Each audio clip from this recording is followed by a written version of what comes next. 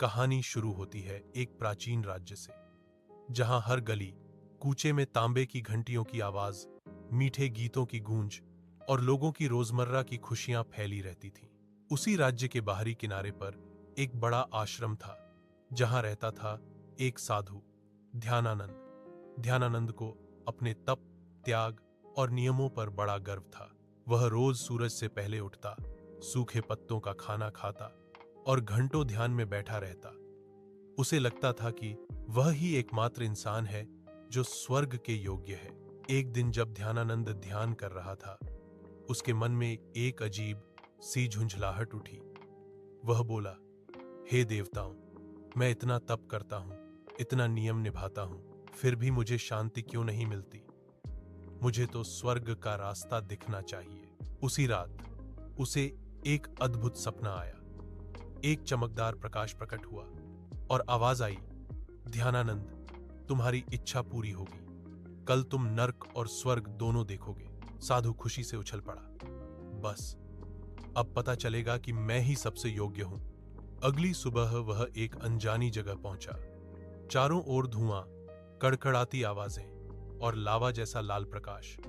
साधु बोला, अरे, यही तो नर्क है। देखता हूं यहां कौन कौन से पापी पड़े हैं। लेकिन जैसे ही वह आगे बढ़ा, उसने देखा कि लोग स्वादिष्ट भोजन के भरे कटोरों के सामने बैठे हैं। कटोरे में खीर, पूरी, हलवा, सब कुछ। साधु चौंक गया। ये क्या? यह नर्क है। यहां तो दावत लगी है। पर तभी उसने सच देखा। नर्क में मौजूद हर व्यक्ति के हाथ की चम्मच बहुत लंबी थी। इतनी लंबी कि वह खुद को खाना खिला ही नहीं पा रहे थे। वह कोशिश करते, चम्मच मुड़ जाती, खाना पूर्ति होती नहीं। सब भूखे, चिड़चिड़े और आपस में झगड़ते रहते। कोई बोला, अरे धकेल मत, खीर मेरी तरफ घुमा। दूसरा बोला, तेरा हाथ मेरी नाक में क्यों लग रहा है? साधु हंस पड़ा। हाँ, ऐसे पापी लोग, स्वार्थी, खुदगर्ज, इसीलिए नर्क में सड़ रहे हैं। लेकिन जैसे ही वह बाहर निकलने लगा, एक आवाज आई, ध्यानानंद, यह नर्क तुम्हारी सोच से ज्यादा करीब है। साधु ने सोचा, मेरी सोच से करीब? मैं तो नर्क जैसा हूं ही नहीं। अगले क्षण साधु एक दूसरी जगह पहुंचा। चमकदार रोशनी, धीमी हवाएं और संगीत की मधुर धुनें। वह बोला, हे भगवान, यह तो स्वर्ग है। स्वर्ग में भी वही दृश्य था, भरे हुए कटोरे, लंबी चम्मच। लेकिन एक फर्क था। यहां लोग खुश थे, हंस रहे थे, गीत गा रहे थे। क्यों? क्योंकि वे अपनी लंबी चम्मच से खुद नहीं, बल्कि सामने वाले को खिलाते थे। कोई कहता, लो बहन, ये हलवा तुम्हारे लिए। दूसरा कहता, और ये पूरी तुम्हारे लिए। जिसे खाना मिलता, वह फिर किसी और को खिलाता। प्रेम, सहयोग और आनंद से भरा स्वर्ग। और उसी स्वर्ग के बीच फूलों की पंखुड़ियों के साथ नृत्य करती एक नर्तकी थी, जिसका नाम था चांदनी। उसके चेहरे पर अद्भुत शांति थी। उसने साधु को देखा और मुस्कुरा कर कहा, स्वागत है। यहां लोग एक दूसरे को खिलाते हैं, इसलिए सब खुश हैं। साधु बोला, पर तुम एक नर्तकी हो। तुम तो भोग विलास की प्रतीक हो। तुम यहां कैसे हो सकती हो? चांदनी ने मुस्कुराकर कहा, मैंने हमेशा अपनी खुशी दूसरों के साथ बांटी है साधु। शायद इसलिए मैं यहां हूं। उसकी बात साधु के दिल पर जैसे किसी ने पत्थर रख दिया हो।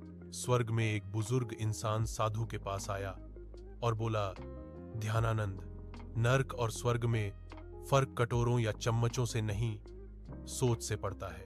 साधु चौंका। सोच से? बुजुर्ग ने कहा, नर्क में सभी अपने लिए खा रहे थे, इसलिए भूखे थे। स्वर्ग में सभी एक दूसरे को खिला रहे हैं, इसलिए खुश हैं। साधु के भीतर कुछ टूटने लगा। उसे एहसास हुआ, उसका कठोर तप, उसका दिखावा, उसका अहंकार उसे स्वर्ग नहीं, नर्क जैसी सोच की तरफ ले जा रहा था। तभी चांदनी धीरे से बोली, साधु, पवित्रता कपड़ों में नहीं, दिल में होती है। और स्वर्ग जहां दिल अच्छा हो, वहीं बन जाता है। ध्यानानंद की आंखें भर आईं। जब वह जागा तो खुद को अपने आश्रम में पाया, पर इस बार वह बदला हुआ था। उसने अपने कठोर नियम ढीले किए, लोगों को अपनाना शुरू किया गरीबों को खाना खिलाया और अपने जीवन में प्रेम लाना शुरू कर दिया। धीरे धीरे उसका आश्रम स्वयं एक स्वर्ग जैसा बन गया और एक दिन उसने मुस्कुराकर कहा, नर्क और स्वर्ग दोनों यही हैं, हमारे मन में। देखिए, नर्क और स्वर्ग कहीं दूर नहीं है। अगर हम सिर्फ अपने बारे में सोचें तो जीवन नर्क बन जाता है, लेकिन अगर हम दूसरों को संभालें, खुशी बांटें, मदद करें, तो वही जीवन स्वर्ग बन जाता है। असली फर्क हमारी सोच बनाती है। अगर यह प्रेरणादायक कहानी आपको पसंद आई तो वीडियो को लाइक, अपने प्रियजनों के साथ शेयर और कहानी किड्स कॉर्नर को सब्सक्राइब जरूर करें।